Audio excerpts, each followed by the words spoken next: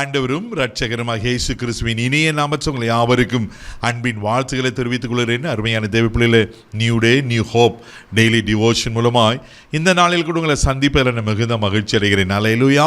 இன்றைக்கு கூட கர்த்தர் நமக்கு கொடுக்கிற வார்த்தை என்ன? 2 ராஜாக்களின் புஸ்தகம் 18ஆம் அதிகாரம் 7வது வசனம் கூட வாசிக்க கேட்போம். ஆகையால் கர்த்தர் அவனோடு இருந்தார், அவன் போகிற இடம் எங்கும் அவனுக்கு அனுகூலமாயிற்று. அவன் அசிரியா ராஜாவை சேவிக்காமல் அவன் அதிகாரத்தை தள்ளிவிட்டான். அல்லேலூயா. இங்கே யாரை பற்றி சொல்லப்பட்டிருக்கு? எசேக்கியா ராஜாவை பற்றி சொல்லப்பட்டிருக்கு. நாம் பார்க்கிறோம். தெய்வ பிள்ளைகளே பாருங்க, ரொம்ப அழகா இருக்கு. கர்த்தர் அவனோடு இருந்தார். 1, அவன் போகிற இடம் எங்கும் அவனுக்கு அனுகூலம் உண்டாயிற்று. அல்லேலூயா. அவனுக்கு ஃபேவர் உண்டாகிறது. என்ன காரியத்துக்கு போய் நின்னாலும் சக்சஸ். ஒரு மனுஷனோடு கர்த்தர் இருப்பாரனா டெஃபினட்டாக 100க்கு 100 அவனுக்கு அனுகூலமான காரியங்கள் நடக்கும், அனுகூலமான சூழ்நிலைகள் உண்டாகும், அனுகூலமான மனுஷர்கள் காணப்படுவாங்க. அந்த காரியங்கள் எல்லாம் கர்த்தர் பெரிய ஜெயத்தை கட்டளையிடுவார். ஆமென். தேவப்பிள்ளை, இது 100க்கு 100 உண்மை. இங்கே வசனம் சொல்லப்பட்டிருக்கு, அவனுக்கு அனுகூலம் உண்டாயிற்றான். தெய்வ பிள்ளையில, இன்னைக்கு உங்கள் வாழ்க்கையில் எனக்கு இது போல் ஒரு அனுகூலம் கிடைக்கும் அப்படின்னா ஒரு தயவு கிடைக்க மாட்டேன். ஒரு சர்டிஃபிகேட்டுக்கு எவ்வளோ அலையிற, ஒரு சின்ன சாங்ஷனுக்கு நான் எவ்வளோ அலையிறேன், எவ்வளோ பணத்தை செலவு பண்ணி எவ்வளோ பிரயாசப்படுறேன். தேவப்பிள்ளையில் ஒன்று கர்த்தர் அவனோடு இருந்தார். ஆனால் இந்த எசேக்கியா எப்படிப்பட்டவர்னா, அதே 2 ராஜாக்கள் 18ஆம் அதிகாரம் 3ஆம் வசனத்தை கூட வாசிக்க கேட்போம்.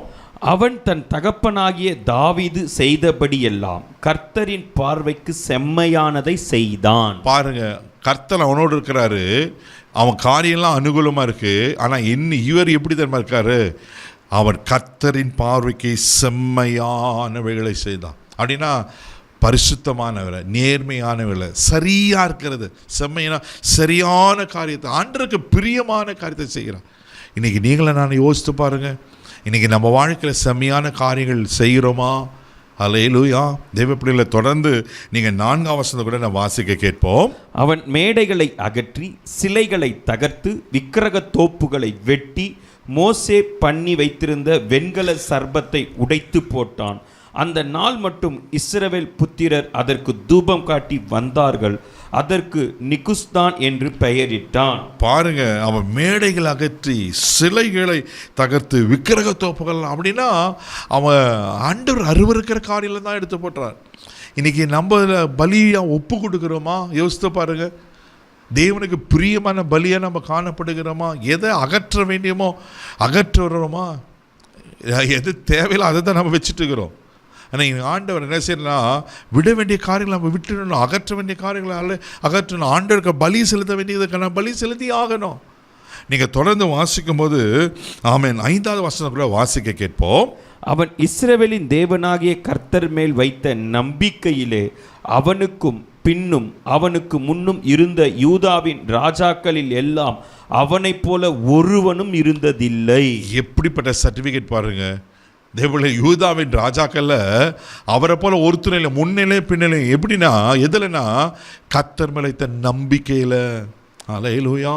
இன்னைக்கு நாம் கர்த்தர் மேலே எப்படிப்பட்ட நம்பிக்கை வைத்திருக்கிறோம், எத்தனை % வச்சிருக்கிறோம் யோசித்து பாருங்க. நேரம் இல்லை, கடைசி 6வது வசனம் கூட வாசித்துலாம். அவன் கர்த்தரை விட்டு பின்வாங்காமல் அவரை சார்ந்திருந்து கர்த்தர் மோசேக்கு கற்பித்த அவருடைய கற்பனைகளை கை கொண்டு நடந்தான். ஆமென். பியூட்டிஃபுல்லாக இருக்கு பாருங்க. அவன் கர்த்தரை சார்ந்திருந்து கர்த்தரை விட்டு பின்வாங்காமல் மோசே கட்டளையிட்ட கற்பனைகள் எல்லாம் கை கொண்டான்.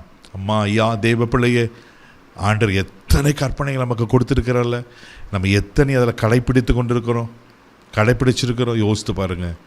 இதெல்லாம் செய்தனால்தான் அவனுடைய காரியங்கள் அனுகூலமாக இருந்தது. உங்கள் வாழ்க்கையில் அனுகூலமான காரியம் வேணுமா? தெய்வ பிள்ளையில் நம்ம கர்த்தரை சார்ந்து ஆமென் அவன் கற்பனைகளை கை கொண்டு தேவன் மேலே நம்பிக்கை வச்சு விட வேண்டிய தகர்க்க வேண்டிய தகர்த்துட்டு நான் கர்த்தரோடு இருக்குமானா நிச்சயமாக கர்த்தர் ஆசீர்வதிப்பார். கண்களை மூடி நம்ம ஜெபிக்கலாம். தகப்பனே, மக நன்றி அப்பா. எசேக்கியாவை போல ஆண்டவரே மக நன்றி. இப்படிப்பட்ட நல்ல சாட்சிக்காய் ஸ்தோத்திரம் ஆண்டவரே. தகப்பனே, மக நன்றி ஆண்டவரே. யாருக்கு என்னென்ன காரியங்கள் அனுகூலங்கள் வேணுமோ, அந்த காட்ஸ் ஃபேவர், காட்ஸ் கிரேஸ் வேணுமோ, இன்றைக்கி இயேசுவின் நாமத்தில் உங்களுக்கு கிடைப்பதாக நான் ஜெபிக்கிறேன்ப்பா.